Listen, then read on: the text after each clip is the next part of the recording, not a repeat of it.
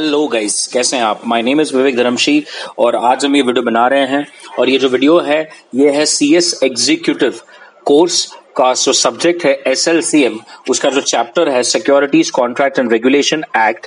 Yes, हम उस पर वीडियो बना रहे हैं। याद रखिए इसके रिलेटेड हमने पार्ट 1 जो है पहले ही खत्म कर दिया है। यस, हमने पार्ट 1 जो है वो पहले ही खत्म कर लिया है। We are done with this. और ये जो वीडियो बना रहे हैं ये है पार्ट 2। तो अगर किसी ने पार्ट 1 नहीं देखा है तो पहले आई विल रेकमेंड कि आप पार्ट 1 देख लें, अच्छी तरह से समझ लें। बिकॉज पार्ट 1 में हमने इस एक्ट की इंट्रोडक्शन, हिस्ट्री, ये एक्ट क्यों आया, कॉर्पोरेटाइजेशन, डीम्यूचुअलाइजेशन क्या है, इसकी डेफिनेशंस देखी, इसके ऑब्जेक्टिव्स देखे, लॉट ऑफ थिंग्स। अगर आप देखें तो एक मिनट हम रिवाइज कर लें। हमने यहाँ पर इसका इंट्रोडक्शन देखा था कि इंट्रोडक्शन में ये एक्ट क्यों आया, इसके क्या ऑब्जेक्टिव्स हैं। हमने ये चेक किया कि ये स्पेसिफिकली 3 चीजों के साथ डील करता है, stock exchange, contracts and listing of the securities.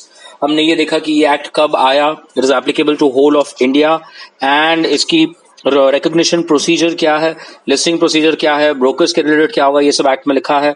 हमने ये चेक किया कि ये एक्ट किसको एप्लीकेबल नहीं है।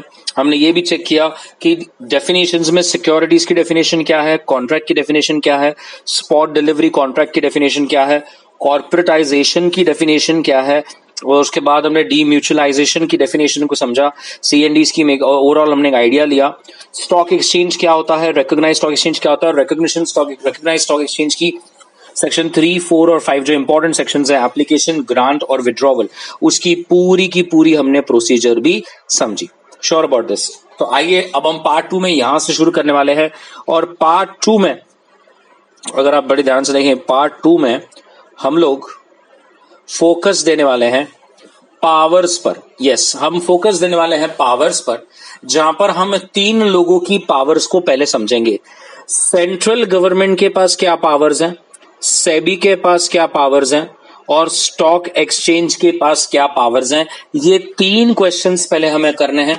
पहले आधे घंटा हमें अब इस पर ही पूरी चर्चा करनी है कि सेंट्रल गवर्नमेंट के पावर्स, सेबी के पावर्स और स्टॉक एक्सचेंज के पावर्स क्या हैं। तो याद रखें, एग्जाम में ये 3 में से कोई क्वेश्चन आ सकता है कि explain what are the powers of CG, या फिर आ सकता है what are the powers of SEBI, या आ सकता है what are the powers of stock exchange, obviously as per SCRA act 1956। Clear है? Sure about this. तो चलिए सबसे पहले देखते हैं कि क्या पावर्स हैं सेंट्रल गवर्नमेंट के। अब गाइस, अगर आप ये चार्ट को देख रहे होंगे, ये सब पावर्स जो हैं वो हैं सेंट्रल गवर्नमेंट के। यस, ये सब पावर्स हैं सेंट्रल गवर्नमेंट के। सेंट्रल गवर्नमेंट के पास ये सब चीजें हैं और वो ये सब स्टॉक एक्सचेंज को आदेश कर सकता है, ऑर्डर कर सकता है। तो चलिए सबसे पहले एक एक कर देखें कि क्या पावर्स हैं। Now first, to call for periodic returns and make direct inquiry. अब ये पहला पावर है सेंट्रल गवर्नमेंट का। थोड़ा ध्यान से देखते हैं क्या बोला है। वो कह रहे हैं कि एवरी रिकॉग्नाइज्ड स्टॉक एक्सचेंज को सेबी को पीरियोडिकल रिटर्न्स अपने अफेयर्स के बारे में भेजना है। एक मिनट, कौन से रिटर्न्स भेजने हैं? Periodical, they are normally quarterly. Periodical returns किसको देना है? सेबी को। ये किसके बारे में रहेगा भैया? स्टॉक एक्सचेंज के जनरल अफेयर्स के बारे में। अगर पीरियोडिकल अफेयर्स हैं, पीरियोडिकल रिटर्न्स फाइल करने हैं अफेयर्स के रिलेटेड, सेबी को। क्लियर है? सेकंड कहता है आपको, 2 मिनट देखिए यहां पर, हर एक स्टॉक एक्सचेंज को CG और सेबी, अब इस बार दोनों बोला है, एनुअल रिपोर्ट फाइल करनी है। मतलब थोड़ा ध्यान से देखिए, अगर पीरियोडिकल है तो आपको CG को फाइल नहीं करना है, सिर्फ सेबी को करोगे, आपका काम खत्म हो गया। लेकिन अगर एनुअल रिपोर्ट है तो आपको सेबी को भी देना है और सेंट्रल गवर्नमेंट को भी भेजनी है कॉपी। पहले आप ये 2 चीजों जो मैंने लिखा इसको बड़े ध्यान से देख लीजिए। अगर क्वार्टरली आपके रिटर्न्स हैं तो आप सेबी को फाइल करेंगे, it is more than enough. और अगर एनुअल रिपोर्ट्स है, आपकी साल की जो आपकी एक एनुअल रिपोर्ट बनती है, वो तो आपको सेबी को भी देना है और सेंट्रल गवर्नमेंट को भी देना है। क्लियर है?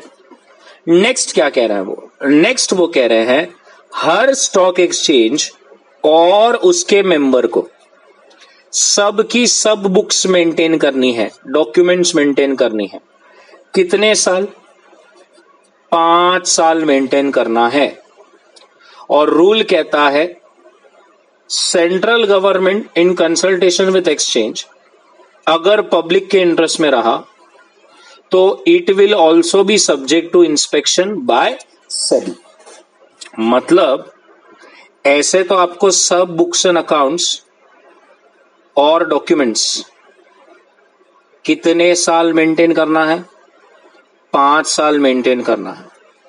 और ये सब books and accounts is subject to inspection by SEBI. अगर सेबी को कभी लगता है तो वो आकर जो है वो देख भी सकते हैं। इसीलिए यहां पर इस पावर का नाम क्या बताया? Return and inquiry. क्लियर है?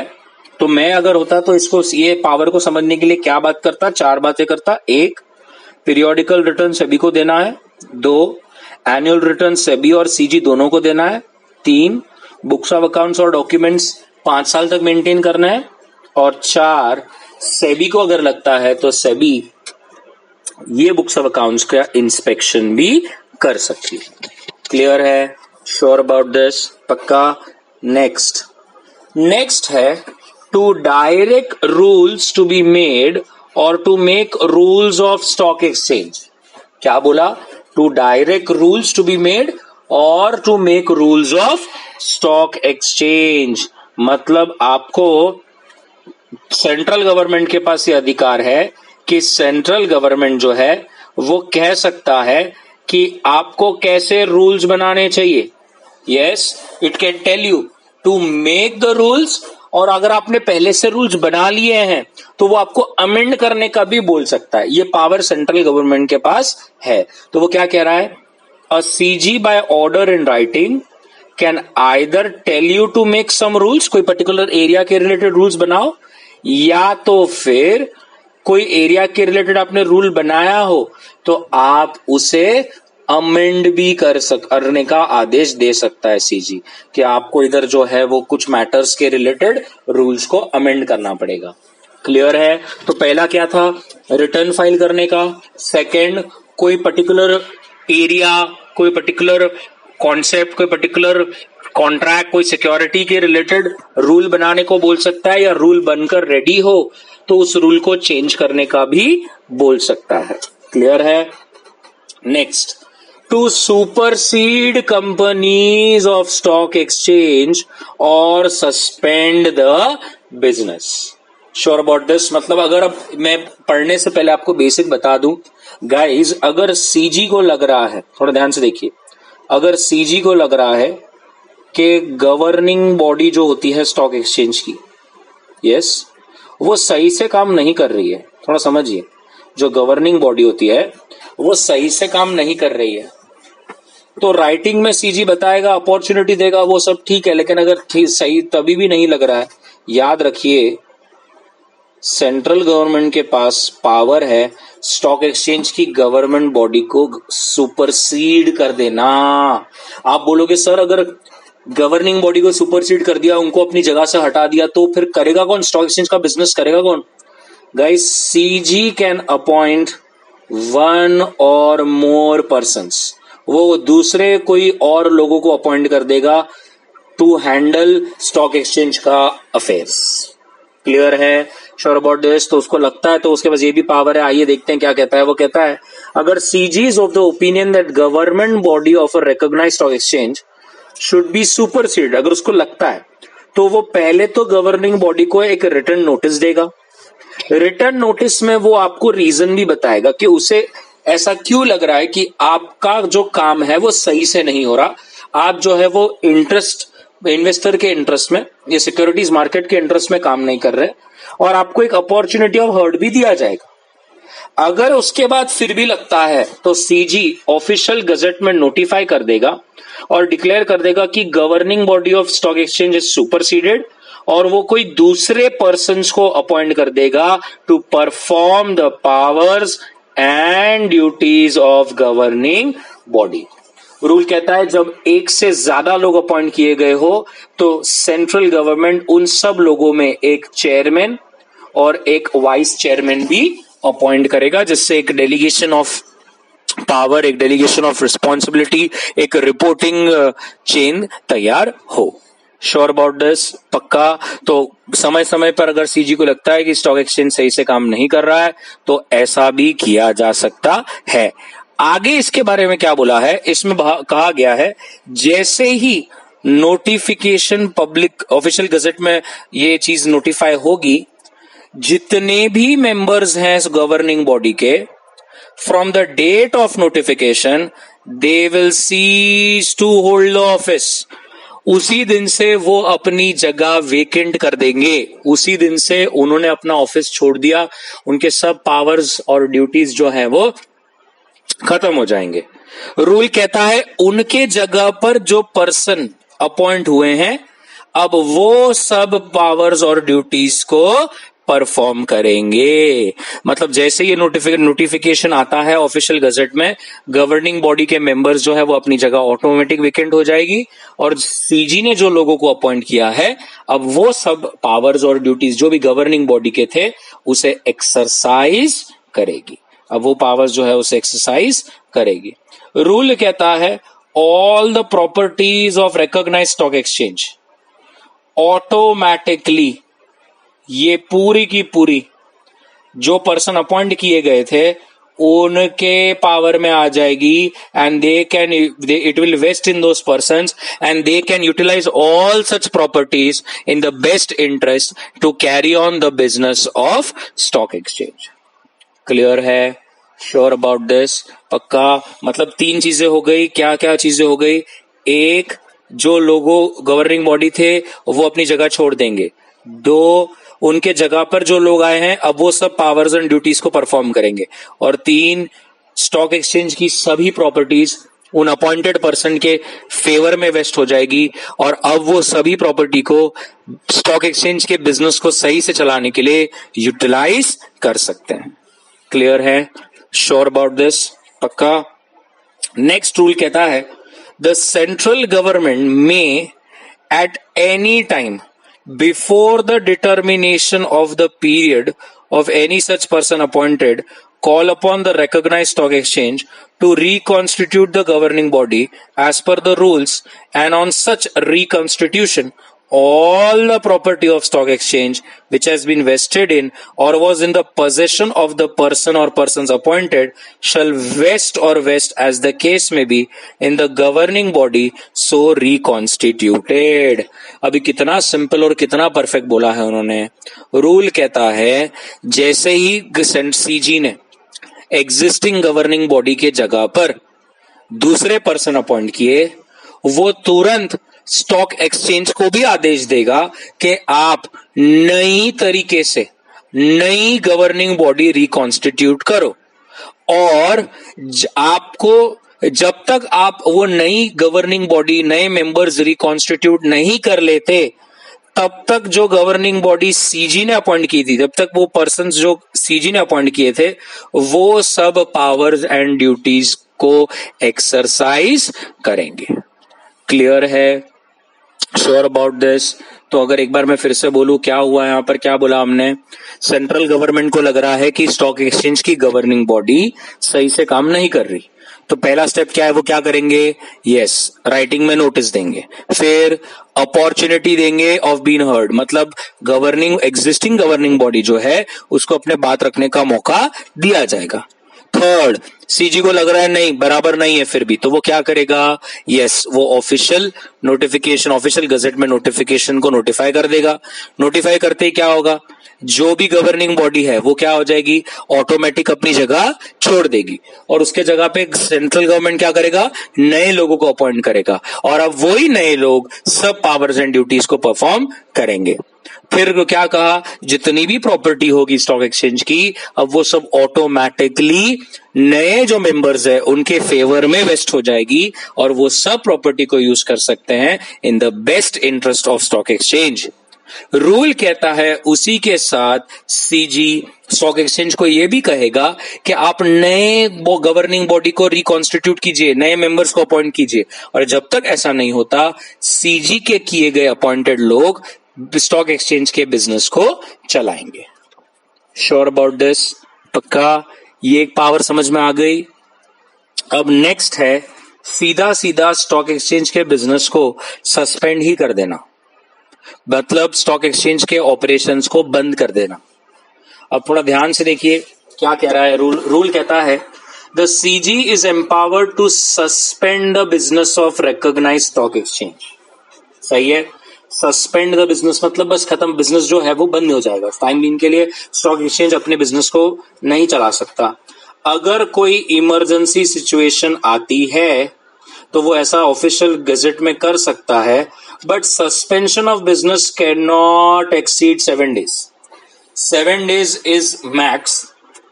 उसके बाद जैसे जैसे होगा वैसे वैसे इन द इंटरेस्ट ऑफ पब्लिक आप एक्सटेंशन को समय समय पे बढ़ा सकते हैं, लेकिन पहला जो फर्स्ट आपका जो सस्पेंशन का पीरियड होता है वो 7 days से ज्यादा नहीं हो सकता।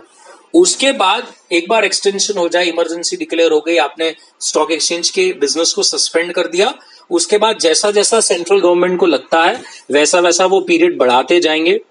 रूल कहता है जब जब वो पीरियड को बढ़ाएं, जब जब वो सस्पेंशन की पीरियड को एक्सटेंड करें, एक्सटेंड करने से पहले गवर्निंग बॉडी को अपनी बात रखने का मौका दिया जाएगा। क्या कह रहा है यहां पे कह रहा है where the period of suspension is to be extended beyond the first period, no notification extending shall be issued unless governing body को अपना बात रखने का मौका मिला हो।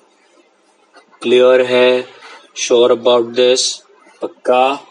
बढ़ जाऊं आगे। टू इशू डायरेक्शंस, मतलब कभी कभी सेंट्रल गवर्नमेंट या सेबी के थ्रू आदेश दे सकता है कि स्टॉक एक्सचेंज को क्या करना है और क्या नहीं करना है। तो डायरेक्शंस देने का भी काम सेंट्रल गवर्नमेंट के पास वो पावर है। तो वो क्या कह रहा है बिल्कुल ध्यान से देखिए। It says after making an inquiry, अगर सेबी सेटिस्फाइड है कि इन्वेस्टर या सिक्योरिटीज मार्केट के इंटरेस्ट में आइदर स्टॉक एक्सचेंज या उसका क्लियरिंग कॉर्पोरेशन वो एक कंपनी होती है जो स्टॉक एक्सचेंज पर हुए ट्रेड्स का सेटलमेंट करती है, याद रखना, या ऐसी कोई एजेंसी जो क्लियरिंग फैसिलिटी करती हो, वो ऐसा हो रहा है जो which is not in the interest of investor और security market. Yes, it is detrimental to the interest of investors or securities market.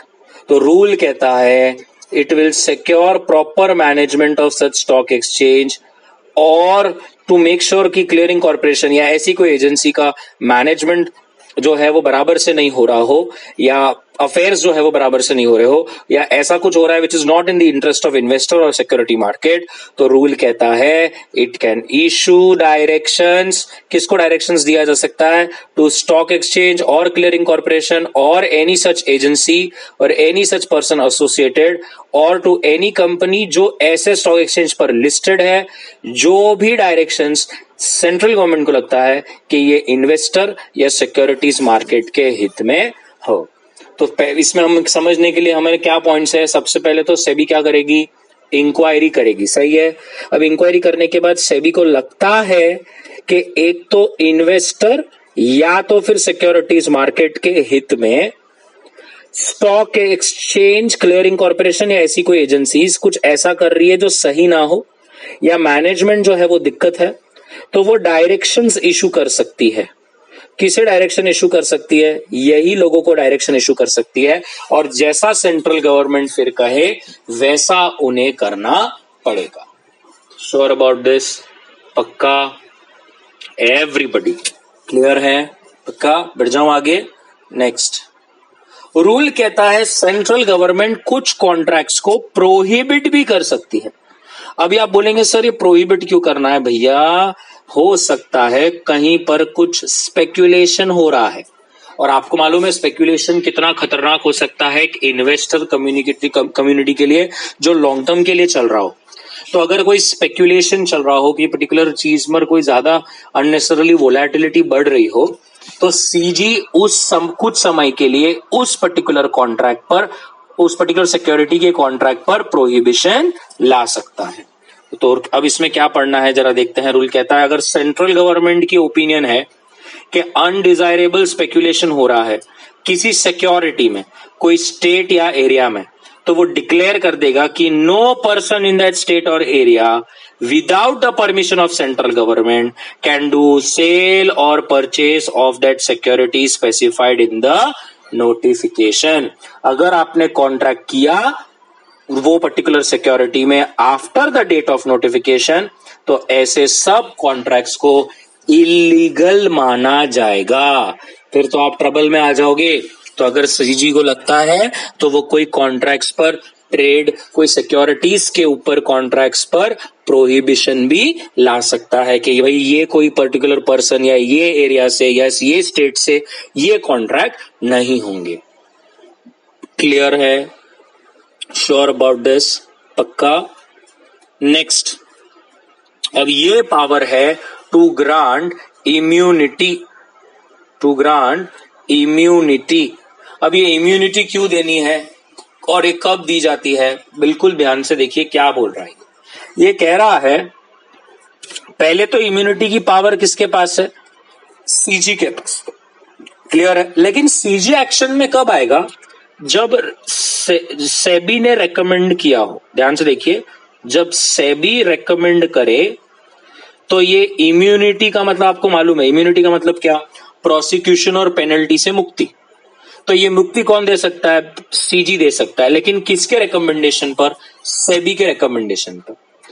क्या अगर उसे लगता है कि हाँ सामने वाले ने प्रोविजंस, एक्ट, रूल्स या रेगुलेशन का वायलेशन किया है, ठीक है, हम मानते हैं कि उसने वायलेशन किया है, लेकिन उस वायलेशन के रिलेटेड उसने फुल एंड ट्रू डिस्क्लोजर दिया है, खुद से आके बताया कि सर मैंने ऐसा ऐसा किया है, मेरे से गलती होगी, अब आप देखिए, तो रूल कहता है वो सब्जेक्ट टू सम कंडीशंस आपको इम्यूनिटी दे सकता है प्रोसिक्यूशन फ्रॉम द ऑफेंस और रूल्स और रेगुलेशन, और also from imposition of penalty under this act with respect to violation.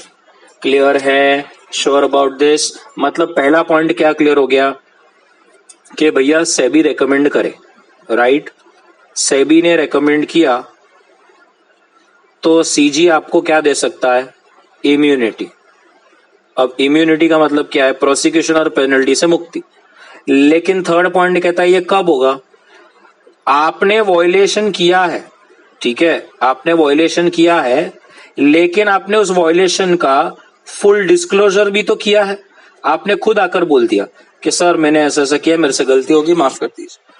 तो सेबी रेकमेंड करेगा सीजी को कि सीजी देखो इस मैटर में अगर कुछ हो सकता है तो, और सीजी को लगता है तो सीजी दे सकता है। लेकिन रूल कहता है no such immunity can be granted अगर उस मैटर के रिलेटेड पहले से ही आपके ऊपर कोई केस चल रहा हो और एप्लीकेशन ऑफ इम्यूनिटी उसके बाद आई हो। समझ में आया? इसका मतलब आपके ऊपर पहले से ही प्रोसीडिंग्स इनिशिएट हो गई है। प्रोसीडिंग्स इनिशिएट होने के बाद आपने इम्यूनिटी का एप्लीकेशन आया है तो फिर आपको सेंट्रल गवर्नमेंट मदद नहीं कर सकती। लेकिन इसमें एक समझने वाली बात यह है, बहुत सारे लोगों को ऐसा लगता है कि सेबी ने रेकमेंड किया मतलब सेंट्रल गवर्नमेंट को करना ही है। बिल्कुल नहीं। रूल कहता है recommendation of SEBI is not binding on CG. भैया क्लियर क्या बोल रहा है? समझ रहा है? Is not binding on CG मतलब रेकमेंड करना है सेबी को तभी जाकर सेंट्रल गवर्नमेंट कोई मैटर में देखेगा, बट रेकमेंड किया इसका मतलब ये नहीं कि सीजी जो है वो आपको इम्यूनिटी दे ही देगा। समझ में आ रहा है? Sure about this everybody? हाँ, सीजी मैटर में देखता है कब? जब सेबी रेकमेंड करता है, बट रेकमेंडेशन का मतलब ये नहीं कि सीजी आपको दे ही देगा। क्लियर है? और इम्यूनिटी कब मिलेगी? जब आपने वायलेशन किया हो लेकिन आपने पूरी डिस्क्लोजर दी हो, आप सामने से आए हो, और सब्जेक्ट टू आप जिस चीज पर अपनी इम्यूनिटी मांग रहे हो उसके ऊपर पहले से आपके ऊपर कोई प्रोसीडिंग्स ऑफ प्रोसिक्यूशन नहीं चल रहा है। अब बहुत सारे लोगों को ऐसा लगता है कि एक बार हमें इम्यूनिटी मिल गई तो हम छूट गए। तो नहीं, नीचे रूल कहता है आपको दी हुई इम्यूनिटी छीनी भी जा सकती है, कैंसल भी की जा सकती है, विड्रॉन भी की जा सकती है। तो ध्यान से देखिए क्या लिखा है, and immunity granted may be withdrawn bye CG. सही है, अगर आपको कोई इम्यूनिटी दी गई है तो वो विड्रॉ भी हो सकती है। आप ऐसा मत सोचिए कि एक बार मिल गया तो खत्म हो गया। अगर ये सेटिस्फाइड हो जाए कि आपने जो इम्यूनिटी ली it was on the basis of false evidence and such person को तो भैया ऑफेंस में होना ही चाहिए, पेनल्टी लगनी ही चाहिए, and actually you are guilty in connection with the contravention and now you will be liable for all the penalties under the act which such person would have been liable had you had not been given immunity। मतलब हिंदी में simple क्या है, अगर immunity देने के बाद CG को लगता है कि आपने उन्हें झूठ बोला, आपने उन्हें गलत सलत एविडेंस बताए, आपने उन्हें एक तरह से एड़ा बनाया और इम्यूनिटी ले ली, तो रूल कहता है अब आपकी इम्यूनिटी विड्रॉ की जाएगी और अब तो आपके ऊपर वो सब ऑफेंस लगेंगे and you will be guilty of all those contraventions and you have to pay all those penalties as if आपको कभी इम्यूनिटी मिली ही नहीं थी। क्लियर है? Sure about this? क्या इम्यूनिटी का कॉन्सेप्ट क्लियर हो गया? पक्का? Sure about this? सच्ची? चलिए अब आगे बढ़ते हैं। टू डेलीगेट और मेक रूल्स। अब आपको रूल्स बनाने का भी एक पावर है जो सीजी के पास है, और इसके पहले हमने ये देखा था कि सेक्शन 8 इसके पहले एक पावर था कि टू डायरेक्ट रूल्स और टू बी मेड और टू मेक रूल्स, यहां पर आप अमेंडमेंट वगैरह कर सकते हैं।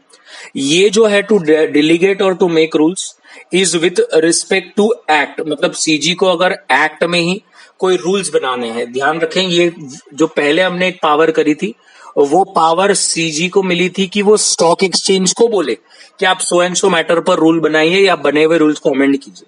ये जो पावर है ये आपके एक्ट के जो रूल्स है, आपके जो एससीआरए के रिलेटेड रूल्स होते हैं वो रूल्स को डेलीगेट या बनाने की बात यहां पर हो रही है। यहां पर स्टॉक एक्सचेंज को नहीं बताया जा रहा, इनफैक्ट एक्ट के रिलेटेड जो हमारे रूल्स होते हैं, जैसे कंपनी एक्ट के रूल्स हैं, वैसे रूल्स बनाने की बात यहां पर हो रही है। तो रूल कहता है section 30 empowers the CG to make rules for the purpose of carrying out into effect the objects of this act by notification in official gazette। अब यहाँ पर क्या लिखा है? So every rule made under this act will be, as soon as it is made, will be kept before the House of Parliament while it is in session, and it will be max for a total period of 30 days, which may obviously be one session or two or more successive sessions, and if before the expiry of session, immediately following the session और the successive sessions, अगर दोनों house agree करते हैं, और या तो agree कैसे करते हैं उस रूल में थोड़ा मॉडिफिकेशन कर कर, या वो बोलते हैं कि नहीं यार ऐसा रूल बनाना ही नहीं है, तो रूल कहता है ऐसा रूल तभी इफेक्ट लेगा जो मॉडिफाइड स्टेट में है, या कोई भी इफेक्ट नहीं लेगा अगर वो both the house of parliament में पास ही नहीं हुआ हो। क्लियर है? इसका मतलब सिंपल है, मैं आपको बता दूं। वो कह रहा है पहली बात तो सीजी के पास रूल है कि वो कोई रूल एक्ट के रिलेटेड बना सकता है, ठीक है। वो जैसे ही बनाएगा वो क्या करेगा, both the houses of parliament में ये आपके वो पार्लियामेंट में ये रूल्स को रख देगा। अब ये जो है पार्लियामेंट में एक तो एक सेशन में या दो सेशन में जो है डिस्कशन होएगा, ठीक है। अब डिस्कशन होने के बाद दो चीजें हो सकती है। रूल कहता है अमेंड हो जाए, मतलब all the people representatives accept to the rule subject to these कि ऐसा चेंज करके करो, या it is outrightly rejected, right. Rule कहता है अगर वो रिजेक्ट हो गया तो रिजेक्ट हो गया, अब वो रूल नहीं बनेगा और वो वैलिड नहीं रहेगा। लेकिन रूल कहता है अगर वो अमेंड होता है तो वो अमेंडेड मॉडिफाइड फॉर्म में ही वैलिड रहेगा। Sure about this? लेकिन रूल कहता है जब तक वो रूल अमेंडेड या कोई नया रूल नहीं आता, उसके पहले हुए सब कॉन्ट्रैक्ट्स, उसके पहले हुए सब एग्रीमेंट्स जैसे के वैसे रहेंगे, उनमें कोई भी चेंज नहीं रहेगा। Sure about this? उनको कोई भी अफेक्ट नहीं करेगा। ये जो नए रूल्स आए हैं it will be without prejudice to the validity of anything previously done under that rule. जब कोई नया रूल आया हो कोई पर्टिकुलर रूल के जगह पर, तो ऐसा ना सोचे कि नया रूल आया है तो अब मैंने जो पहले कर लिया है वो तो इनवैलिड हो जाएगा। नहीं, ये रूल नया आने से पहले पुराने रूल के अंडर आपने जो भी कॉन्ट्रैक्ट डीलिंग करी थी वो वैलिड रहेगी। Sure about this everybody? So यहां पर हमारा पावर्स ऑफ सेंट्रल गवर्नमेंट खत्म होता है. It took us half an hour but it was worth it. There were 6-7 powers of CG. तो एक बार फिर से मैं बता दूं क्या पावर्स थे. तो सबसे पहले हमारा पावर था, यहां पर देख लीजिए, पहला पावर था to call for periodical returns. That was the first part. हमने देखा कि पीरियोडिकल रिटर्न्स में एक तो आपका पीरियोडिकल जाएगा सेबी को, एनुअल जाएगा सीजी, और सेबी को बुक्स ऑफ अकाउंट्स मेंटेन करने हैं 5 साल, और सेबी अगर चाहे तो इंस्पेक्ट कर सकती है. सेकंड हमने क्या देखा कि टू डायरेक्ट रूल्स और मेक रूल्स. तो डायरेक्ट रूल्स और मेक रूल्स में हमने क्या देखा कि सेबी जो सेंट्रल गवर्नमेंट जो है वो कंपनी को कह सकती है, स्टॉक एक्सचेंज को कह सकती है कि आपको कोई पर्टिकुलर चीज के रिलेटेड रूल बनाने हैं या कोई बने रूल्स को अमेंड करना है. फिर नेक्स्ट क्या था, सुपरसीड. सुपरसीड मतलब क्या भैया, वो आपको एक अपॉर्चुनिटी ऑफ बीन हर्ट देगा, और अगर गवर्नमेंट, सेंट्रल गवर्नमेंट को लगता है कि सही से नहीं हो रहा है तो आपकी गवर्निंग बॉडी सुपरसीड करी जाएगी और उसके जगह पे एक या एक से ज्यादा लोग अपॉइंट किए जाएंगे. अब उनके पास वो सब पावर्स और ड्यूटीज रहेंगे, और जितनी भी प्रॉपर्टी है स्टॉक एक्सचेंज की, it will vest in that person. The stock exchange has to form और reconstitute the new governing body, और जब तक वो नई बॉडी नहीं आती, जो अपॉइंटेड पर्सन है वही उसको चलाएंगे. Next, suspend the business. Suspend the business में क्या दिखा था कि 7 दिन से ज्यादा का आप सस्पेंड नहीं कर सकते, और उसके बाद जो आपको चाहिए तो आप समय समय पर एक्सटेंड कर सकते हो, बट एक्सटेंशन जो है वो गवर्निंग बॉडी के साथ बात कर उनकी ओपिनियन लेकर ही किया जाए. नेक्स्ट है कि आप डायरेक्शंस इशू कर सकते हो. डायरेक्शंस कब इशू किए जाते हैं, जब इन्वेस्टर या सिक्योरिटीज मार्केट के इंटरेस्ट में ना हो, या अफेयर्स ऑफ स्टॉक एक्सचेंज या क्लियरिंग कॉर्पोरेशन ऐसा कुछ चल रहा हो which is detrimental to the interest of investor और मार्केट, या मैनेजमेंट सही से ना हो, तो सेंट्रल गवर्नमेंट आपको डायरेक्शंस दे सकती है. आपको मतलब स्टॉक एक्सचेंज को, क्लियरिंग कॉर्पोरेशन को, या ऐसी कोई एजेंसी को, या फिर ऐसी कोई कंपनी जो स्टॉक एक्सचेंज पर लिस्टेड है या प्रपोज टू बी लिस्टेड है. नेक्स्ट, टू प्रोहिबिट कॉन्ट्रैक्ट्स में हमने देखा था कि अगर कोई पर्टिकुलर चीज पर अनडिजायरेबल स्पेक्यूलेशन हो रहा हो तो ऐसे कॉन्ट्रैक्ट्स आर प्रोहिबिटेड. ऐसे कॉन्ट्रैक्ट्स पर सेंट्रल गवर्नमेंट प्रोहिबिट कर सकती है कुछ स्पेसिफिक एरिया, स्टेट या पर्सन, और अगर उस ऐसे नोटिफिकेशन के बाद भी ऐसा कोई व्यक्ति, स्टेट या एरिया से उस पर्टिकुलर सिक्योरिटी पर अगर कोई कॉन्ट्रैक्ट होता है तो ऐसे सब कॉन्ट्रैक्ट्स को इलीगल माना जाएगा. Sure about this? पक्का? उसके बाद हमने देखा कि टू ग्रांट इम्यूनिटी, और टू ग्रांट इम्यूनिटी में हमने ये देखा कि अगर सीजी को लगता है तो वो इम्यूनिटी दे सकती है, लेकिन it is only on the recommendation of SEBI, और सेबी जब रिकमेंडेशन दे तभी ये हो सकता है. लेकिन जरूरी नहीं कि सेबी ने रिकमेंड दिया तो करना ही है, बिल्कुल भी नहीं. ये सेंट्रल गवर्नमेंट के हाथ में है, और ये तब दिया जाता है जब आपने कोई वायलेशन किया हो, लेकिन उन्हें लगता है कि आपने सब डिस्क्लोजर्स दिए हैं. याद रखें कि इम्यूनिटी एक बार दी तो वो विड्रॉ भी हो सकती है. और हमने लास्ट में फिर देखा कि डेलीगेट और टू मेक द रूल्स, और बनने के बाद वो जो है both the house of parliament के सामने रखा जाएगा, और अकॉर्डिंगली उसके बाद जो है डिसीजन लिया जाएगा कि वो पास होता है या नहीं होता. अगर वो अमेंडेड फॉर्म में होता है तो वैसा एप्लीकेबल हो, अगर वो रिजेक्ट होता है तो रिजेक्ट हो जाएगा.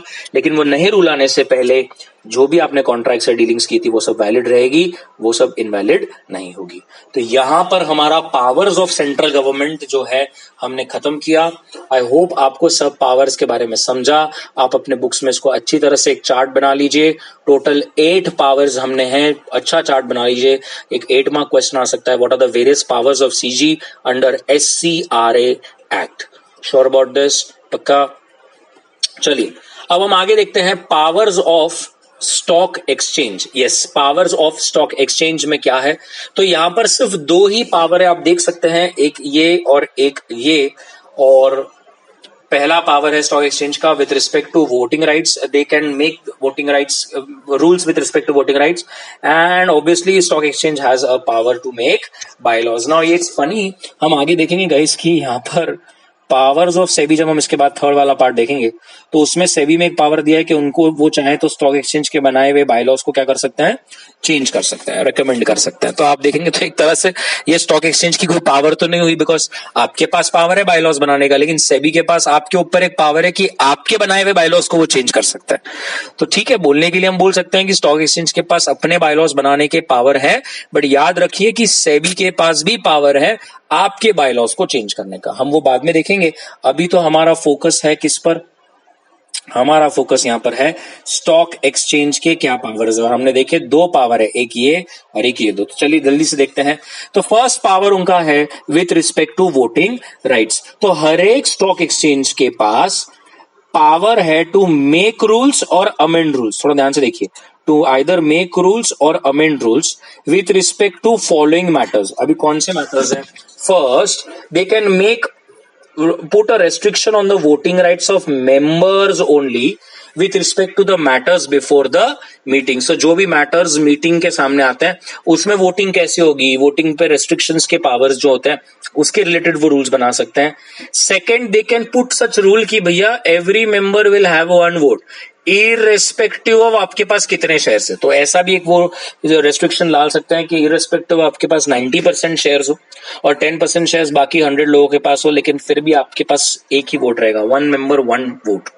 रूल कहता है they can also put a restriction on the rules with respect to proxy कि भैया आप प्रॉक्सी अपॉइंट कर सकते हो कि नहीं कर सकते, प्रॉक्सी आपके जगह पे मीटिंग अटेंड कर सकता है या नहीं कर सकता, या प्रॉक्सी जो है वो आपके जगह पर वोट कर सकता है या नहीं कर सकता. सो इन रिलेटेड मैटर्स पर वो रूल बना सकता है. रूल कहता है ऊपर दिए गए सब मैटर्स पर कोई सप्लीमेंट्री या incidental with respect to ABC, मतलब ये वाले रूल्स के रिलेटेड आजू बाजू के रूल्स वगैरह बनाने हो तो भी हो सकता है.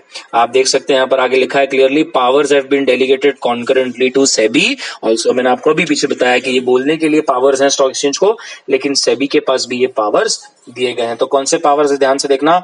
एक पावर हो जाता है वोटिंग राइट्स के रिलेटेड, यस.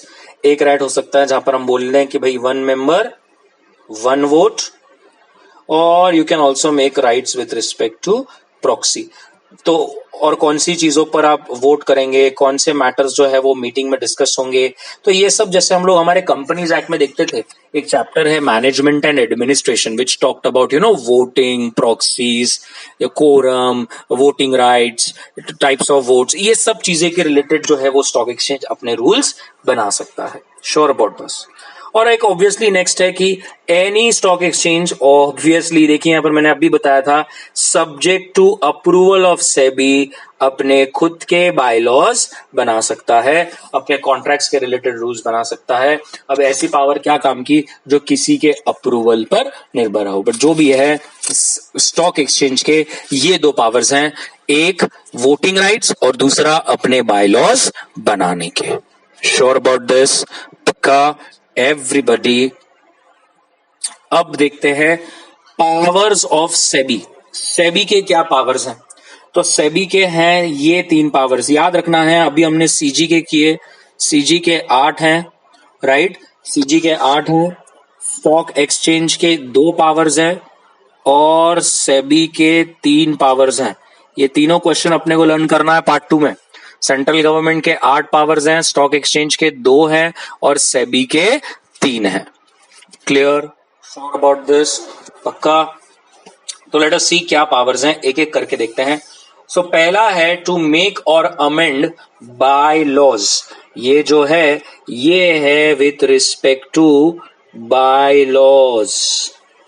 अब आपको तो मालूम है bylaws are something which stock exchange has to make some rules. उसके internal management, internal governing body के रिलेटेड खुद के कुछ रूल्स बनाने होते हैं. और नॉर्मली जब आपको रिकॉग्निशन स्टेटस देना होता है, हमने देखा था पार्ट 1 में, तो आपको रूल्स के साथ बायलॉज भी सबमिट करने होते हैं. सही है या नहीं? तो थोड़ा ध्यान से अब देखते हैं, पढ़ते हैं क्या कह रहा है वो. रूल कहता है सेबी में either on a request in writing, मतलब एक तो स्टॉक एक्सचेंज खुद रिक्वेस्ट करे. ध्यान से देखिए, receive on the behalf of governing body, मतलब एक तो स्टॉक एक्सचेंज की गवर्निंग बॉडी सेबी को खुद रिक्वेस्ट कर रही है, या तो फिर सेबी अब खुद से अगर सेटिस्फाइड है after consultation with governing body कि इट इज नेसेसरी, और वो रीजंस भी रिकॉर्ड करके रखेगी क्या कि हमें कुछ न कुछ रिलेटेड बायलॉज बनाने हैं या बायलॉज को अमेंड करना है, तो वो ऐसा कर सकता है.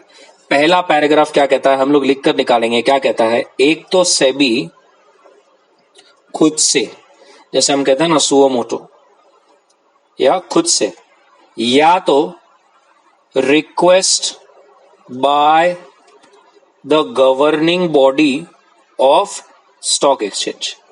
एक तो खुद से या by the request by the governing body of stock exchange क्या कर सकती है, एक तो आपके बायलॉज बना सकती है या तो फिर बायलॉज को अमेंड कर सकती है। क्लियर है? Sure about this? पक्का?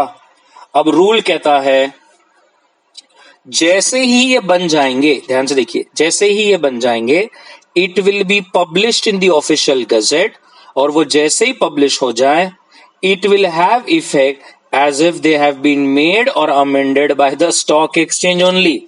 मतलब ये जैसे ही वो बन जाए, स्टॉक एक्सचेंज में नोटिफाई हो जाए, तो वो ऐसा हो जाएगा एज इफ ये स्टॉक एक्सचेंज ने ही बनाए हैं। अब रूल कहता है अगर governing body of stock exchange, ध्यान से देखिए, ऑब्जेक्ट कर रहा है for any amendment by SEBI, मतलब गवर्निंग बॉडी को सही नहीं लग रहा कि जो सेबी ने हमारे बायलॉज को चेंज किया, we are not okay with it, तो ऑन इट्स ओन मोशन खुद से क्या कर सकता है, within 2 months of the publication in gazette can apply to SEBI for revision. मतलब जैसे ही सेबी ने ऑफिशियल गजेट में नोटिफाई किया और अगर आपको सही नहीं लग रहा है, आप उसको ऑब्जेक्ट कर रहे हो, तो आपको 2 महीने के अंदर अंदर सेबी को लेटर लिखना है और सेबी आपका बात सुनेगा। ऐसा नहीं है कि सेबी बोलेगा बताओ क्या तकलीफ है, आपको क्यों नहीं जम रहा है, और सुनने के बाद एक तो वो बायलॉज को रिवाइज कर दे, चेंज कर दे। और रूल कहता है when such bylaws have been amended or revised as a result of such action, the bylaws so revised shall again be published and will be effective as provided in such section. Sure about this? मतलब यार it's a mutual thing, समझे वाली बात है। तो पहला power क्या है सेबी के बायलॉज बनाने का। मैं एक बार फिर से पूरा बोलेगा भाई, मेरा काम है इरिटेट करना, मैं करेगा।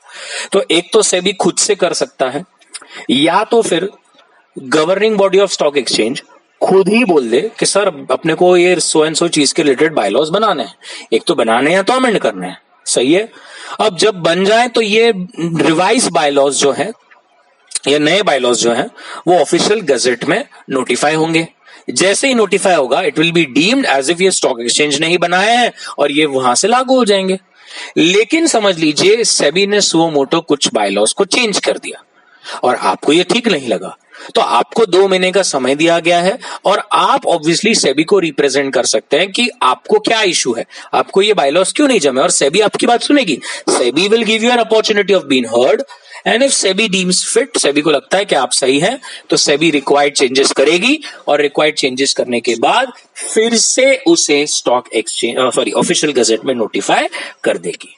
क्लियर है? तो क्या ये सेबी का पहला पावर आपको समझ में आया with respect to bylaws? Second, now SEBI के पास पावर्स है to make regulations with respect to this act. Yes, तो वो इस एक्ट के रिलेटेड रेगुलेशंस भी बना सकता है और ऑब्वियसली ऑफिशियल गजेट में नोटिफाई कर देगा। अब थोड़ा ध्यान से देखिए क्या कह रहा है यहां पर। ये कहता है SEBI by notification can make regulations, but यहां पर एक इंपॉर्टेंट चीज क्या है, such regulation should be consistent with the act में दिए गई चीजें एंड द रूल्स। समझ में आया? सो ऐसा कोई रेगुलेशन ना पास करें जो एक्ट या रूल्स को कॉन्फ्लिक्ट करता हो। It should be in line with the acts and rules which are already there. Sure about this? अब रूल कहता है नॉर्मली ये रेगुलेशंस जो सेबी बना सकता है वो किस रिलेटेड होता है, किस चीज के रिलेटेड होता है? तो रूल कहता है, ध्यान से देखिए, first, at least 51% of the stock exchange is held within 12 months from the date of order by the public other than shareholders having trading rights। बताओ कितने लोगों को समझ में आया ये वाला पार्ट? हाँ, याद है आपको पार्ट 1 डीम्यूचुअलाइजेशन, याद है पार्ट 1 अगर आपने देखा है डीम्यूचुअलाइजेशन, और हमने देखा था वहां पर कि ब्रोकर ट्रेडर जो होता है, और अगर वही स्टॉक एक्सचेंज का शेयर होल्डर है, वही गवर्निंग बॉडी में उसके पास ज्यादा वोट्स हैं, तो कॉमन सेंस वो जो बोले वही होने वाला है। वो तो वही रूल्स बनाएगा, वही रूल्स और बायलॉज बनाएगा जो एक ब्रोकर एक ट्रेडिंग मेंबर के बेनिफिट में हो। तो रूल कहता है ऐसा नहीं चलेगा। 51% minimum share capital stock exchange का ऐसे लोगों के पास हो जिनके पास ट्रेडिंग राइट्स नहीं है। समझ में आया? नेक्स्ट, एलिजिबिलिटी क्राइटेरियाज क्या होगी? Third, what are the various terms, proceedings जो होती है उसकी सेटलमेंट। आगे हम अभी देखने वाले हैं 3-4 स्लाइड बाद कि सेटलमेंट के क्या रूल्स हैं। सेटलमेंट भी होता है, हम सभी के साथ जाके सेटल कर सकते हैं। और रूल कहता है एनी अदर मैटर्स, जहां पर भी उसको लगता है कि रेगुलेशन बनाना जरूरी है। तो ये कुछ चीजें हैं जहां पर वो रेगुलेशन बना सकता है। तो सेबी की पहली पावर यहां पर क्या थी? एक तो थी बायलॉज बनाना, दूसरा था रेगुलेशंस बनाना, और अब तीसरा है एजुडिकेशन। Yes, adjudication.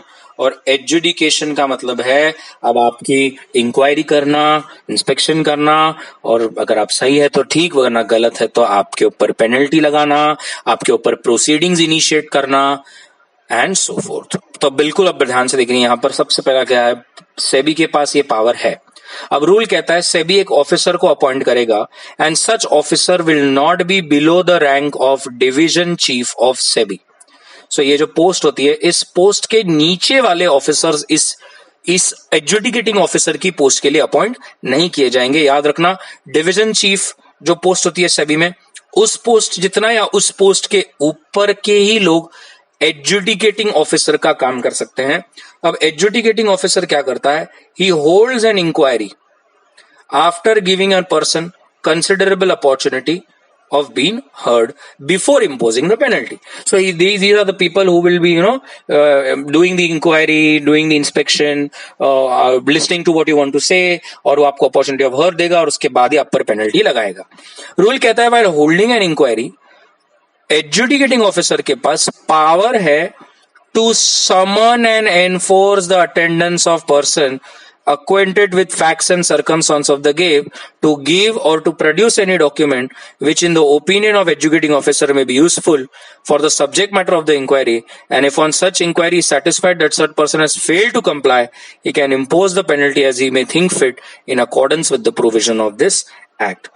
अगर मैं 2 मिनट आपको ये सिंपल सा यहां से लेकर यहां तक ये जो पूरा पार्ट है इसके बारे में बताऊं तो गाइस, सबसे पहले हमें जो वर्ड समझना है वो है someone and enforce the attendance. मतलब अगर वो ऑफिसर चाहे तो वो आपको समन एंड एनफोर्स का मतलब वो आपको बोल सकता है कि आप हमारे ऑफिस में पर्सनली अटेंड कीजिए और हमें हमारे साथ डिस्कस कीजिए।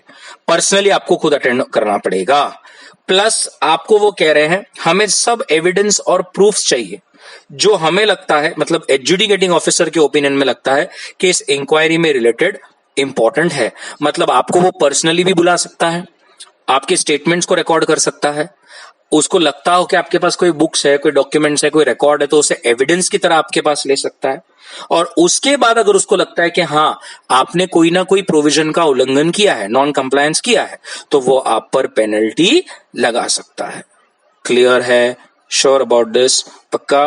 रूल कहता है सेबी में call for and examine the records of proceedings and if it considers that the order that the adjudicating officer was passed is erroneous and is not in the interest of securities market, so after making or causing such inquiry, he can pass an order either enhancing the quantum of penalty if the circumstances of the case justify. However, no such order shall be passed unless the person concerned has been given the opportunity of being heard in the matter. बहुत simple है, मतलब पूरी band बजाने की तैयारी है इनकी। ये कह रहा है कि एडजुडिकेटिंग ऑफिसर का यहां पर ऑर्डर पास हो जाए। यहां पर ये देखिए, ये पेनल्टी जो पास है, ये पेनल्टी पास होने के बाद सेबी एक बार पूरी प्रोसीडिंग्स उसके रिकॉर्ड्स को पढ़ेगी कि क्या एविडेंस सामने रखे गए, एडजुडिकेटिंग ऑफिसर ने किन बातों पर ध्यान दिया, क्या इंक्वायरी में बाहर निकला, वो सब ऑर्डर को पढ़ेगा, वो पूरी प्रोसीडिंग को पढ़ा जाएगा। और सेबी को लगता है कि नहीं यार, इतनी पेनल्टी काफी नहीं है, ये this is not in the interest of security market, तो सेबी आपके और एक ऑर्डर पास कर सकता है जहां पर वो आपकी पेनल्टी की अमाउंट को बढ़ा देगा। अगर सेबी को लगता है कि adjudicating officer was very lenient in doing the proceedings, लेकिन यस, आपके ऑर्डर में जो पेनल्टी है उसको बदलने से पहले सेबी आपको एक बार जो है वो अपॉर्चुनिटी ऑफ बीइंग हर्ड देगा। वो खुद से अब्रप्टली सो मोटो आपकी पेनल्टी को बढ़ाएगा नहीं। क्लियर है? Sure about this? तो यहां पर ये सेबी के 3 पावर्स थे, एक बार हम फटाक से देख लेंगे। पहला था बायलॉज बनाना, दूसरा था रेगुलेशंस बनाना और वो एक्ट या रूल्स के इन लाइन होना चाहिए, और तीसरा था आपका एजुडिकेट करना, मतलब प्रोसीडिंग्स को इनिशिएट करना, पेनल्टी को लगाना एंड सो फोर्थ।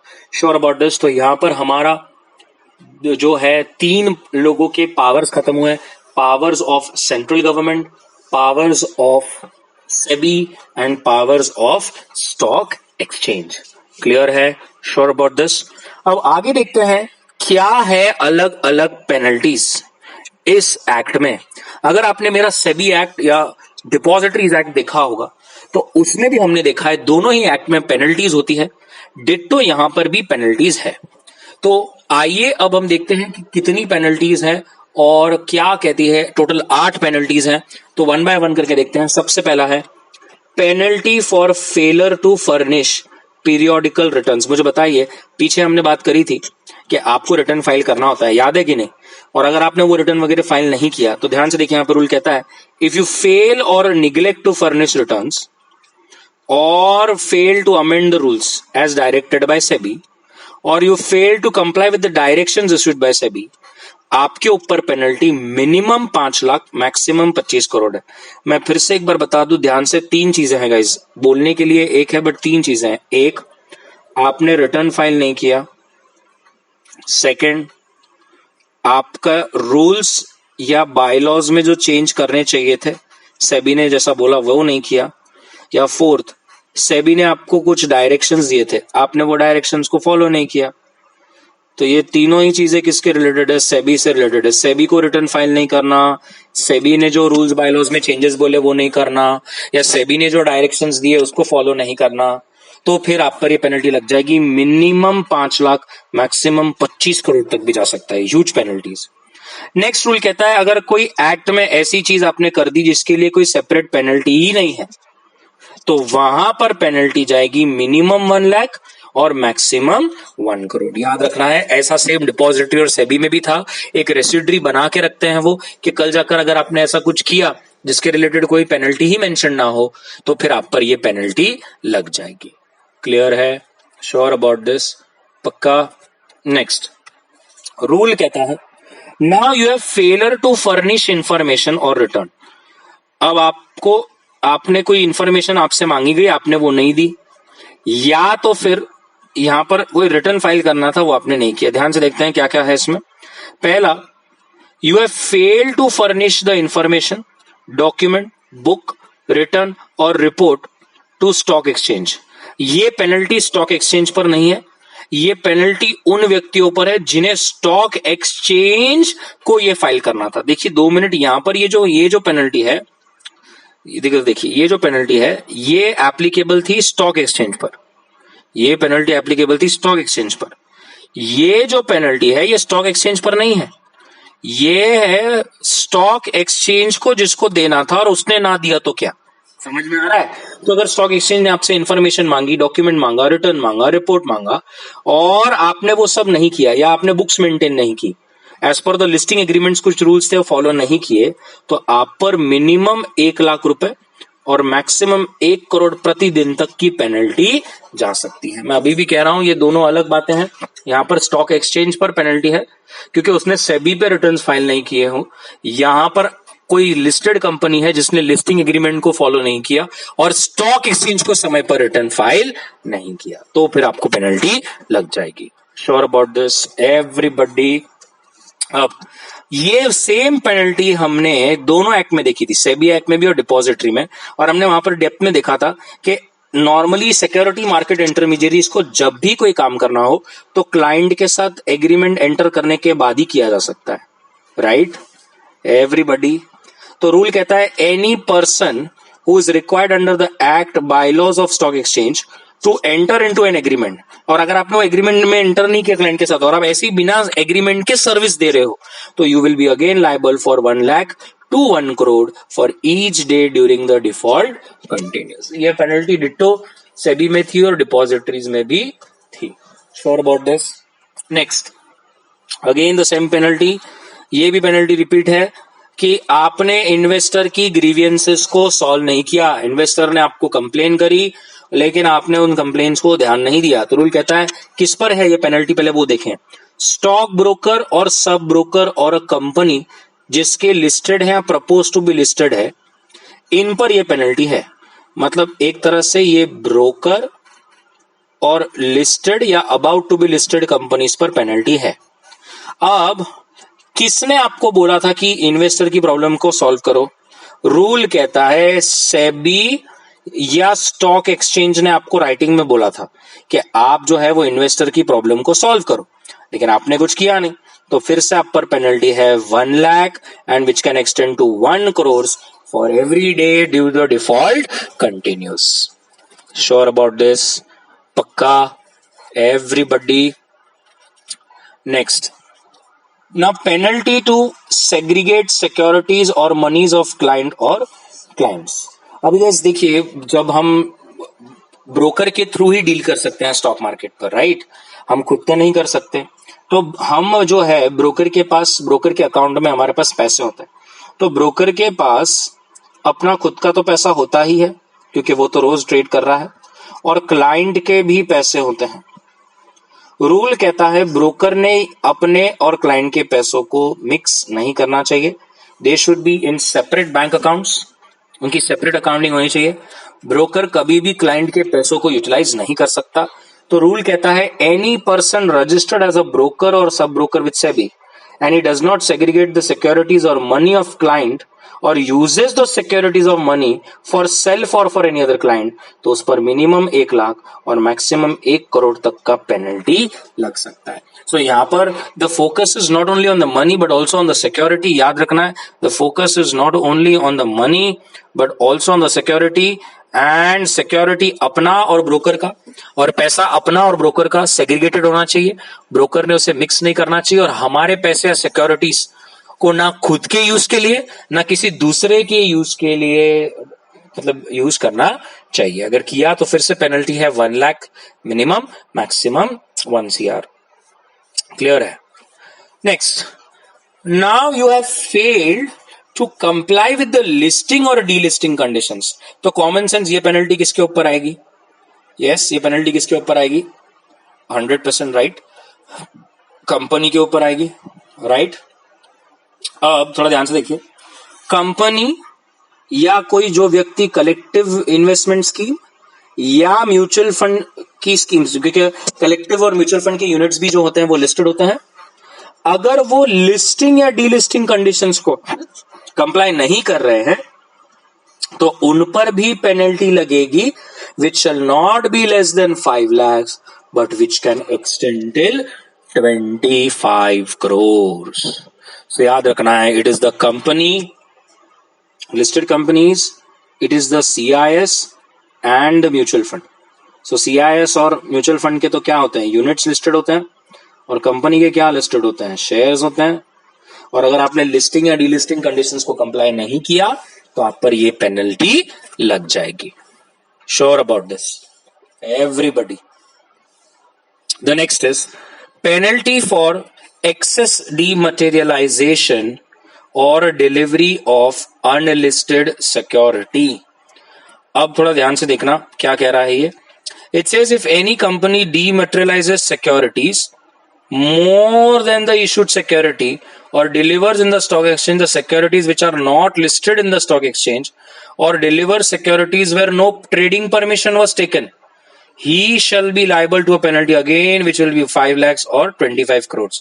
So पहली बात तो you are dematerializing securities more than what you have issued, और आप सिक्योरिटीज को डिलीवर कर रहे हो या इशू कर रहे हो जबकि आपके पास आपकी जो सिक्योरिटीज है वो स्टॉक एक्सचेंज पर लिस्टेड ही नहीं है, या स्टॉक एक्सचेंज ने आपको ट्रेडिंग की परमिशन ही नहीं दी है, और फिर भी आप जो है वो इशू कर रहे हो।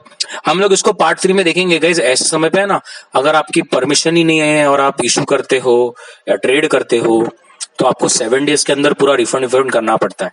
अगर आपने रिफंड नहीं किया ना तो आप पर उधर भी बहुत पेनल्टी और इंटरेस्ट के साथ चुकाना पड़ता है, तो हम वो देखेंगे। बट यहाँ पर आपको समझ में आ गया। So you had no permission for your securities to trade on the stock exchange but you are still doing so, delivering, issuing, so that is not allowed. And अगर ऐसा होता है तो यहाँ पर भी 5 लाख मिनिमम और 25 लाख मैक्सिमम का पेनल्टी है। Sure about this? पक्का? एवरीबडी क्लियर है? अब आगे, अब थोड़ा समझिए, जब भी आप पर पेनल्टी लगेगी जब भी आप पर पेनल्टी लगेगी तो एडजुडिकेटिंग ऑफिसर कुछ बातों का ध्यान रखेगा, right. There are some factors that he will take into consideration जब भी आप पर पेनल्टी लगाना है, क्योंकि आपने अभी पीछे देखा कि minimum 1 lakh, maximum 1 CR, minimum 5 lakh, maximum 25 crore. तो अभी कितनी पेनल्टी लगाई जाए, तो एडजुडिकेटिंग ऑफिसर विल चेक कि आपने जो प्रोविजन का नॉन कंप्लायंस किया उससे आपको कितना फायदा हो रहा है, पहले तो वो ये देखेगा। सेकंड, दूसरों को कितना नुकसान हो रहा है, और थर्ड, ये जो डिफॉल्ट है ये पहली बार है कि इसके पहले भी आपने किया है। बताइए कितने परफेक्ट पॉइंट्स हैं ये सब। क्या कह रहा है ये, पहला कह रहा है कि आपको कितना फायदा हुआ, दूसरा कह रहा है लोगों को कितना नुकसान हुआ, और तीसरा क्या ये आपका ऑनगोइंग है, आपने बहुत बार पहले डिफॉल्ट कर रखा है, या कोई वन टाइम है। अगर ये ऑनगोइंग है तो फिर दिक्कत हो जाएगी, या तो फिर आपने बहुत ज्यादा लोगों का नुकसान किया है, बहुत ज्यादा पैसा बनाया है, तो ऑब्वियसली ऑफिसर जो है वो आप पर ज्यादा पेनल्टी लगाएगा। श्योर अबाउट दिस, पक्का। तो ये 3 चीजें ध्यान में रखी जाएगी एक एडजुडिकेटिंग ऑफिसर द्वारा जब भी वो आप पर पेनल्टी लगाएगा। Next, settlement of administrative and civil proceedings. अब ये settlement of administrative and civil proceedings क्या होता है, बड़े ध्यान से देखेंगे। तो यहां पर रूल कह रहा है, अगर गाइस अभी कल जाकर समझ लीजिए आपको सेटलमेंट करना है, आपके ऊपर प्रोसीडिंग्स वगैरह है, आपको क्या करना है, सेटलमेंट करना है। तो आपने सभी को जाके बोल दिया कि हाँ भाई मैंने गलती करी है, अभी जो भी है अपन सेटल कर लेते, बात क्यों आगे बढ़ानी है। तो ये उसके ऊपर है। तो ध्यान से देखिए, ऐसा कोई व्यक्ति जिसके ऊपर प्रोसीडिंग्स पहले से इनिशिएटेड है या इनिशिएट होने में है, वो क्या करेगा, सेबी को एक लेटर लिखेगा कि I want to go for settlement proceedings. मैं मानता हूं मैंने गलत किया है, अब उसमें कोई झगड़ा करके मतलब नहीं है, बात बढ़ाकर मतलब नहीं है, चलो सेटलमेंट करते हैं। SEBI will consider the nature of default, the gravity, और कितना इंपैक्ट है, और वो उसके हिसाब से डिसाइड करेगा कि सेटलमेंट करना है या फिर इसके ऊपर केस करना है और प्रोसीडिंग्स को चलने दो। ठीक है। रूल कहता है सेबी आपको बताएगा कितना पैसा देना है डिफॉल्टर को जिससे सेटलमेंट कंप्लीट होगी। रूल कहता है सेटलमेंट प्रोसीजर सेबी एक्ट में लिखी है, सेबी एक्ट की जो भी प्रोसीजर है उसको फॉलो किया जाए। लेकिन एक पॉइंट बहुत इंपॉर्टेंट, रूल कहता है अगर एक बार आपने सेटलमेंट का रास्ता चुना और सेबी ने आपको बोला कि सेक दे भाई सेटलमेंट है ना, चल इतना पैसा दे खत्म कर, तो रूल कहता है, और अब अगर आप वो ऑर्डर से आपको लगता है नहीं यार सेबी ने जो मुझे ऑर्डर दिया या जो अमाउंट मेंशन करी है that is not right, rule कहता है no appeal shall lie against any order passed by SEBI और officer as the case may be under this section. मतलब एक बार अगर आप सेटलमेंट में आ गए और एक बार सेबी ने आपका ऑर्डर पास कर दिया, एक अमाउंट आपको बता दी कि भैया इतना अमाउंट पास करना है और जो है तो आपको इतना पैसा भरकर खत्म करना है, तो फिर आपको उसके वो ऑर्डर के सामने आप अब अपील नहीं कर सकते। इतना याद रखकर ही सेटलमेंट के लिए आपको जाना है। Perfect. Next, recovery of amount. अभी थोड़ा सोचिए, बहुत बार ऐसा हो जाता है कि एडजुडिकेटिंग ऑफिसर ने आपके ऊपर पेनल्टी लगाई, ठीक है, लेकिन आप जो है पेनल्टी भी नहीं भर रहे हो, बड़े बेशरम हो गए, आपने compliance non compliance of law किया, नॉन कंप्लायंस ऑफ प्रोविजन किया, और उसके बाद भी you are not paying the penalty amount. तो फिर अब क्या होगा, रूल कहता है if a person fails to pay the penalty imposed by the officer, or you fail to comply with the direction of SEBI with respect to refund of money, or you fail to comply with the direction or order any issue or any fees that you have to pay to SEBI। मतलब यार कहीं ना कहीं से आपको पैसे देने थे, एक तो पेनल्टी देनी थी, या सेबी ने कुछ बोला कि भैया लोगों के पैसे रिफंड कर दो, वो देने थे, या सेबी की कोई पेनल्टी नहीं लेकिन कोई फीस बाकी है समझो, और आपने वो नहीं दी और आप वो दे ही नहीं रहे हो। तो अब यहां पर सेक्शन 23 JB में रिकवरी ऑफिसर के पास एक पावर है कि वो एक स्टेटमेंट बनाएगा, उस स्टेटमेंट में वो अमाउंट मेंशन करेगा, साइन करेगा, और वो पेपर एक बार हो गया तो the officers will proceed to recover the amount. और वो आप देखिएगा इस कैसे अमाउंट रिकवर करेंगे, वो आपकी मूवेबल प्रॉपर्टी को अटैच कर सकते हैं, वो आपकी इमूवेबल प्रॉपर्टी को अटैच कर सकते हैं, वो आपके बैंक अकाउंट को अटैच कर देंगे, फ्रीज कर देंगे, वो जो है रिसीवर्स को अपॉइंट कर सकते हैं आपकी मूवेबल और इमूवेबल प्रॉपर्टी को बेचने के लिए, मैनेज करने के लिए, और बहुत ज्यादा हो गया तो वो आपको अरेस्ट कर जेल में भी डाल सकते हैं। तो याद रखना, इतनी सारी चीजें हैं दीज पीपल कैन डू। याद रखना है आपकी movable, immovable, bank account, receiver appoint कर सकते हैं जो आपकी प्रॉपर्टी को बेच देगा, या आपको जेल में भी डाल सकता है अगर आपने पेनल्टी नहीं भरी या फीस नहीं भरी या सेबी के कोई ऑर्डर को आपने नहीं सुना तो। Sure about this. अब रूल कहता है अगर समझो कल जाकर पैसे आए तो ये सब पैसे किधर जमा होंगे? तो जो भी पेनल्टीज के साथ पैसे आएंगे वो सब पैसे जमा होंगे, याद रख लेना है, ये हमने पहले भी देखा है, consolidated fund of India. Yes, consolidated fund of India में पूरी पेनल्टी का पैसा जो है वो जमा होगा। Sure about this? पक्का? अब ये ऑफेंस का जो पॉइंट है ये हमने डिपॉजिटरीज और सेबी में भी ये पॉइंट देखा था, और ये पॉइंट था with respect to compounding. So rule कहता है, बिल्कुल ध्यान से देखिए, it says if any person contravenes or attempts to contravene or abets the contravention of the provision of act, rules or regulation or bylaws made thereunder, मतलब आपने कॉन्ट्रावेन किया, ठीक है, आप फॉलो नहीं कर रहे हो, क्या फॉलो नहीं कर रहे हो, एक एक देखिए, provisions of act, rules, regulation या बायलॉज। कितनी हो गए देखिए, एक तो आपने प्रोविजन फॉलो नहीं किया, रूल फॉलो नहीं किया, रेगुलेशंस फॉलो नहीं कर रहे हो, बायलॉज फॉलो नहीं कर रहे हो, और उसकी पनिशमेंट और कहीं पे भी नहीं है, तो you will be punishable with an imprisonment which may extend up to 10 years or with a fine up to 25 crores or with both. Sure about this everybody? और उसके बाद अगर आप पेनल्टी भरने को भी तैयार नहीं है या ये ऑर्डर भी सुनने को तैयार नहीं है, तो रूल कहता है, क्या कहता है? रूल कहता है कि आपको तो अब आपकी जो पनिशमेंट है वो और बढ़ जाएगी, आपको और ज्यादा जो है इम्प्रिजमेंट और पेनल्टी लगेगी। तो क्या पेनल्टी लगेगी? ध्यान से देखिए, यहां पर क्या बोला है। Rule says if any person fails to pay the penalty imposed by the adjudicating officer or fails to comply with any of the directions or order issued, he shall be punishable, which will be 1 month but extend to 10 years or fine or 25 crores or both. Sure about this everybody? So make sure that you do not contravene or attempt to contravene any of the provision, rule, regulations or bylaws, वरना 10 साल तक jail जाना सकता है, 25 करोड़ तक का fine भी लग जाएगा। ठीक है, नेक्स्ट। अब ये मैंने आपको बोला था कंपोजिशन ऑफ सर्टन ऑफेंसेस, और कंपोजिशन में हमने देखा था ऐसे ऑफेंस जिसमें मैंने आपको उस दिन करके बताया था, तो जिसमें पेनल्टी और इम्प्रिजनमेंट होता है, मैं इम्प्रिजनमेंट को शॉर्ट में लिख रहा हूं, या ऐसे ऑफेंस होते हैं जिसमें सिर्फ इम्प्रिजनमेंट ही है, या ऐसे होते हैं जिसमें पेनल्टी एंड इम्प्रिजनमेंट है, और ऐसे होते हैं जिसमें सिर्फ और सिर्फ पेनल्टी होती है।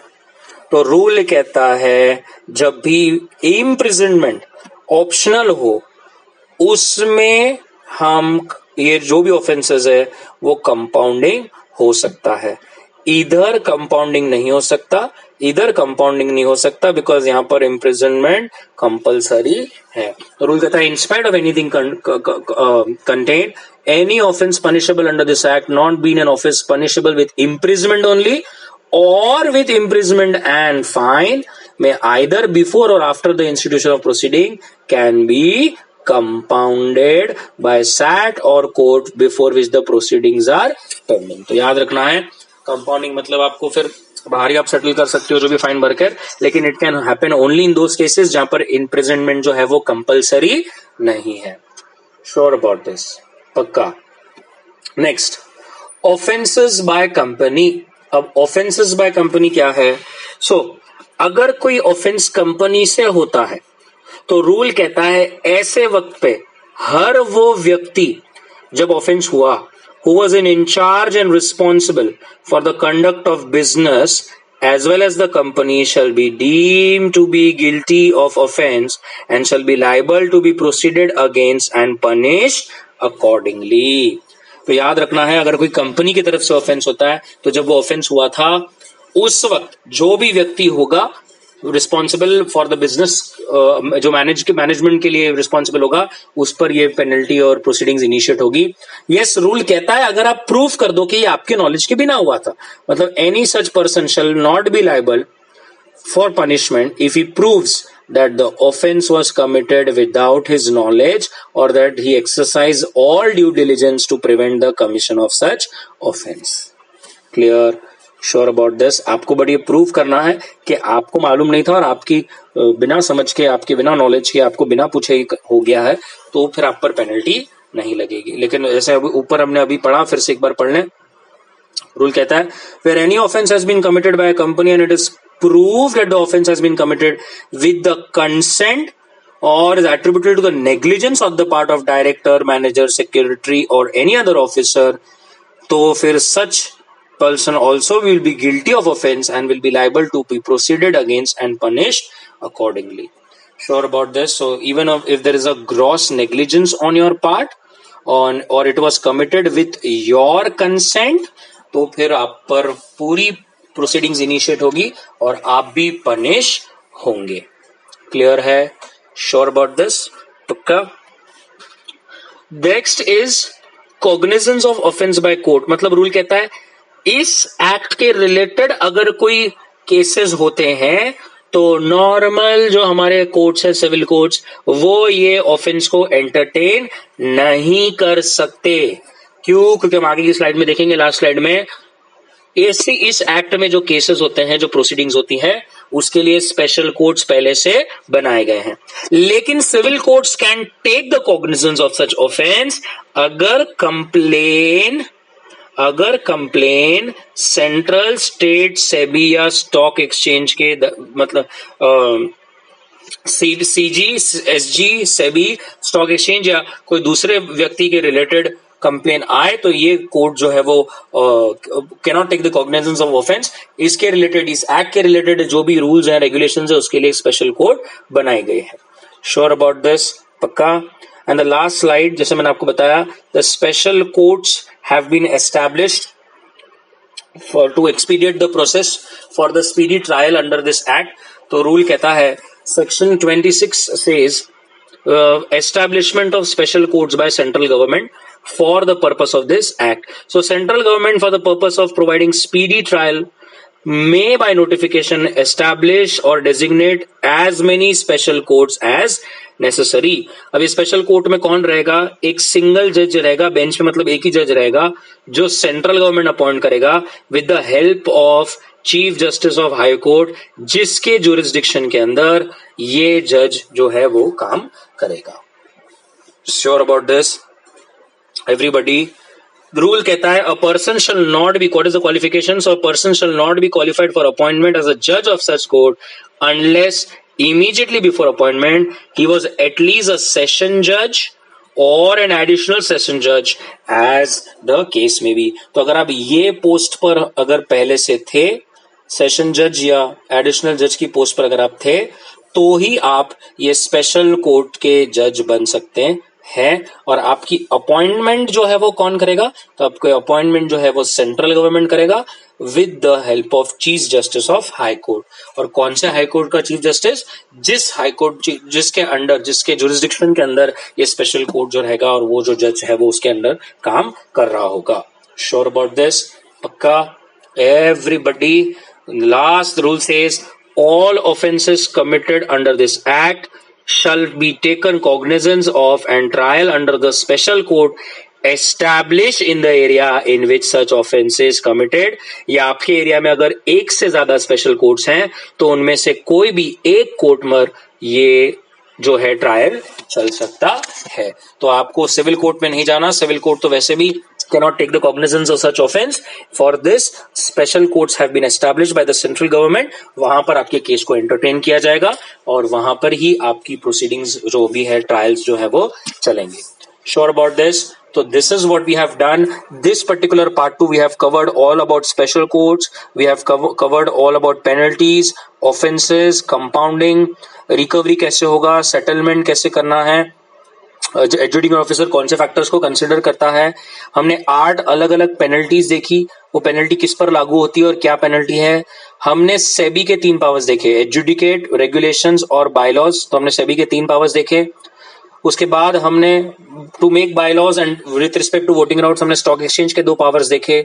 और फिर हमने सेंट्रल गवर्नमेंट के 8 पावर्स देखे, to make the rules with respect to act, to give immunity, to prohibit contracts अगर कोई स्पेकुलेशन ट्रेडिंग हो रही है, to give directions, to suspend business, to supersede the business of stock exchange, to direct rules और make the changes, और to call for periodical and annual returns.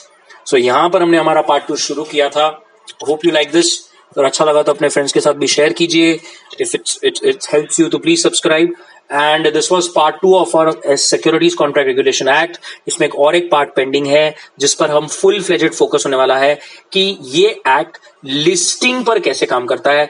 अगर एक company को स्टॉक एक्सचेंज पर list होना हो तो वो कौन सी प्रोसीजर्स फॉलो करनी पड़ती है, कौन से डॉक्यूमेंट्स को फाइल करना पड़ता है, वो सब चीजें हम इसके अंदर देखेंगे. Sure about this. Thank you very much. Here we and our part 2 of securities contract and regulation act. Thank you.